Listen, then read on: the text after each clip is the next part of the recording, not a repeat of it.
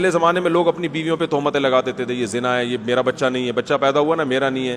تو اسلام نے اس دروازے کو بھی بند کیا کہ حدیث میں آتا ہے الولد للفراش وللعاہر الحجر، کہ جس کے گھر میں بچہ پیدا ہوگا نا تو بچہ اسی کا ہے بس.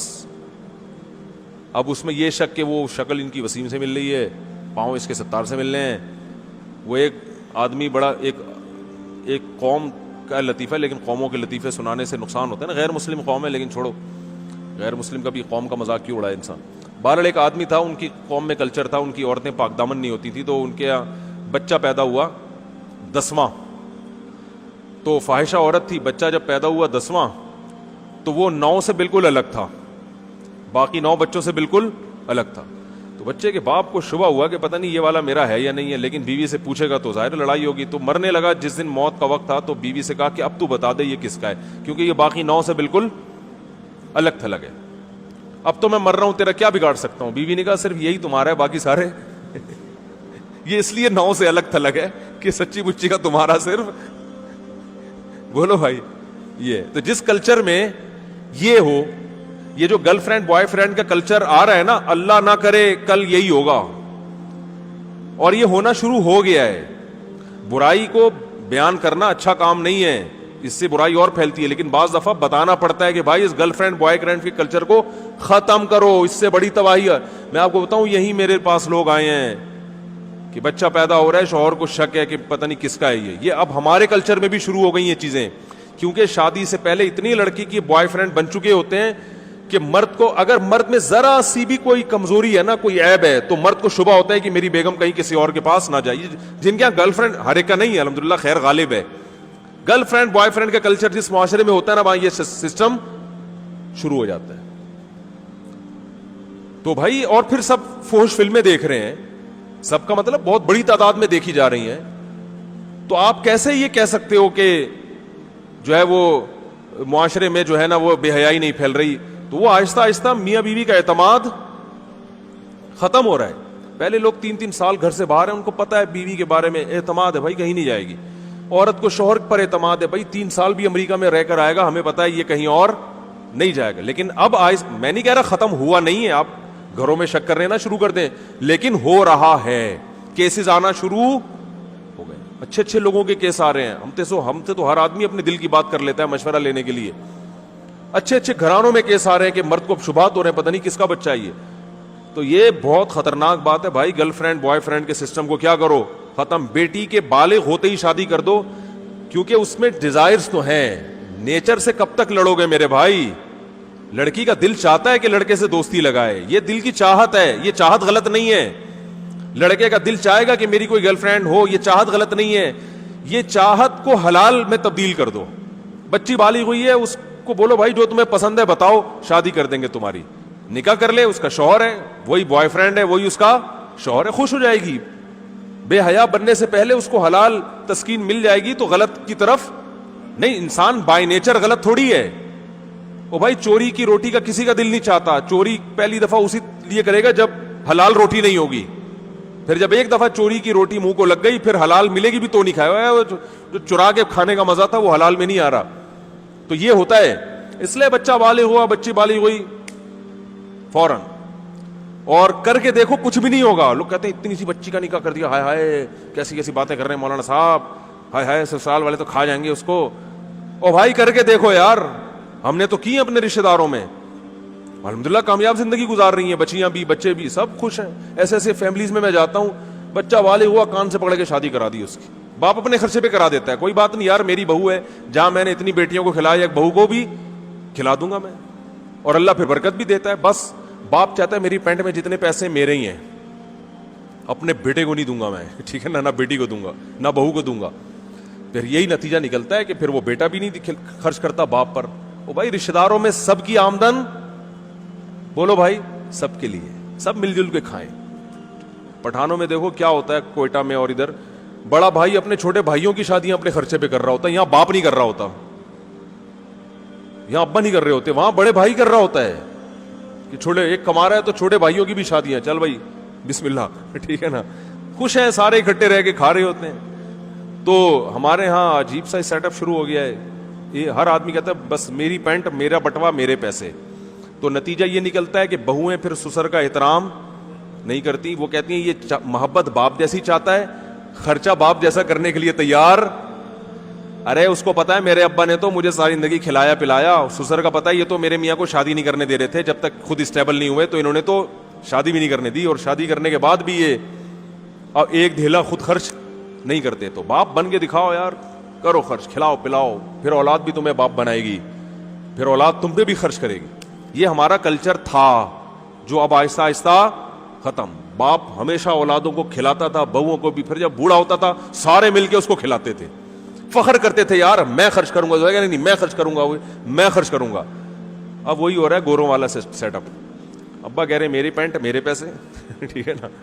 بہو اپنا کما کے الگ کھا رہی ہے, میاں اپنا کما کے, بولتا کیوں نہیں بھائی, الگ کھا رہے ہیں تو نہ بہن پہ خرچ کر رہے ہیں نہ بہن بھائی پہ خرچ کر رہی ہے. بس تھوڑا سا وہ وائپر پہ جو آتا ہے نا, وہ گاڑی کے شیشہ صاف کرتا ہے, اس کو 5 روپے, یہ صدقہ خیرات چل رہا ہے مارکیٹ میں. وہ جو آتا ہے نا وائپر کو صاف کیا, یہ لے 5 روپے, اور وہ بھی بلا کو ٹالنے کے لیے. کسی نے بتایا ہوتا ہے بھائی کچھ 5 روپے نکالو بلائیں ٹل جائیں گی, تو 5 روپے میں چڑیلیں تو ٹلنے والی. اچھی بات ہے, نہ کرنے سے یہ بھی بہتر ہے, لیکن اس سے بلائیں نہیں ٹلیں گی. سمجھ رہے ہو, نہیں آ رہی سمجھ میں. وہ ایک عورت کسی عامل کے پاس گئی کہ میری فلاں ڈاکٹر سے میری شادی کرا دو.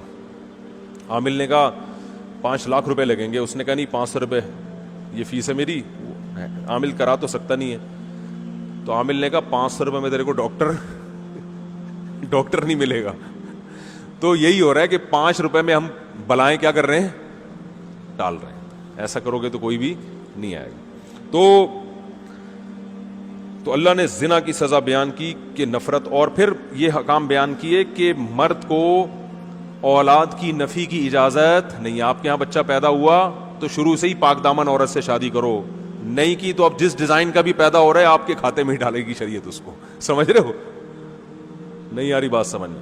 اب آپ کو شک کرنے کی اجازت نہیں ہے. اگر آپ کو یقین ہے کہ اس نے زنا کیا ہے تو اسلام کہتا ہے کہ یا تو 4 گواہ لے کر آؤ, یا عدالت میں جا کے 5 قسمیں اٹھاؤ عدالت میں, اور یہ کہو کہ اگر میں جھوٹ بول رہا ہوں تو مجھ پہ اللہ کی لعنت. اس طرح سے عدالت میں قسمیں اٹھائی جائیں گی.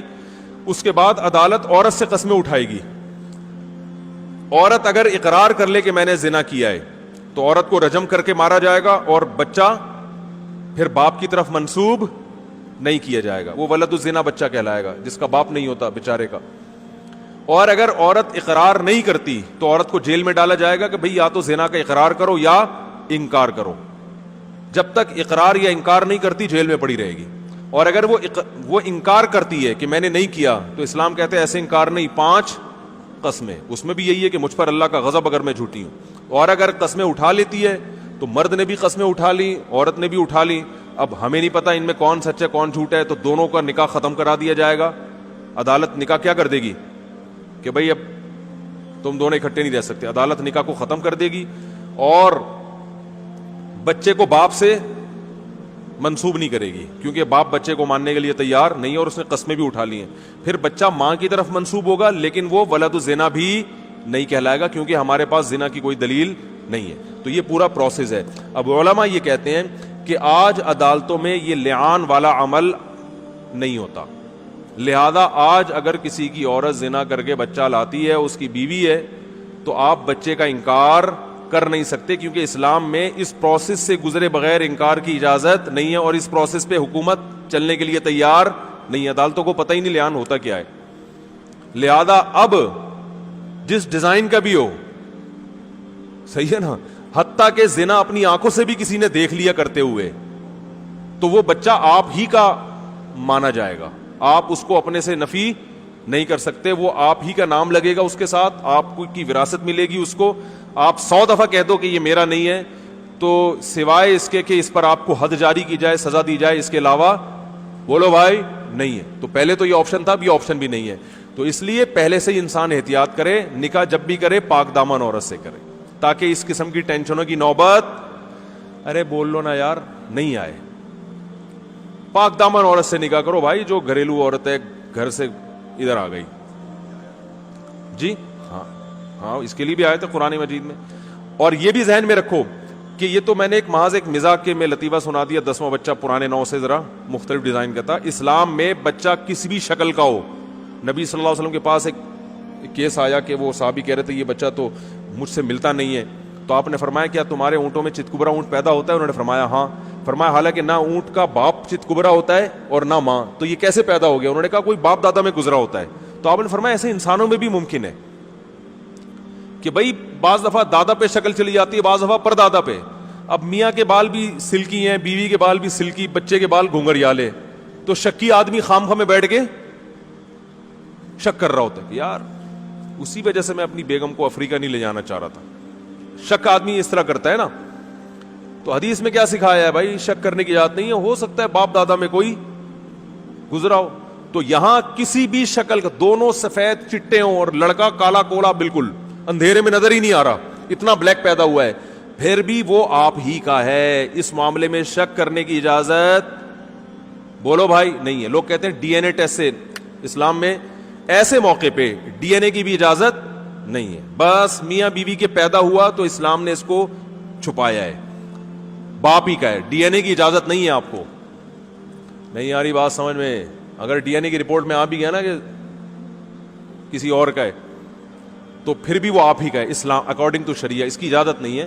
اس میں حکمتیں ہیں, مصلحتیں ہیں. اس لیے کہ اسلام نے کہا بھائی زنا کی تہمت لگاؤ گے تو آسانی سے نہیں, کیونکہ یہ اگر کہہ دیا میرا نہیں ہے اس کا مطلب تمہاری بیوی نے زنا کیا ہے.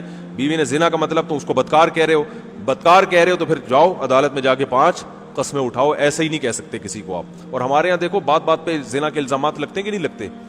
تو زنا کا الزام لگانا اسلام میں آسان کام نہیں ہے. اس لیے اپنی زبان کو لگام دیا کریں. بات بات پر وہ زانی ہے, وہ یوں ہے, وہ فلانا ہے, اس نے یہ کیا, تو بھائی اس پہ 4 گواہ ہونے چاہیے, نہیں تو الٹا شریعت کہتی ہے اس کو چترول لگاؤ اگر 4 گواہ نہیں ہے تو. ہو گیا بس, چلیں کافی ہے میرا خیال.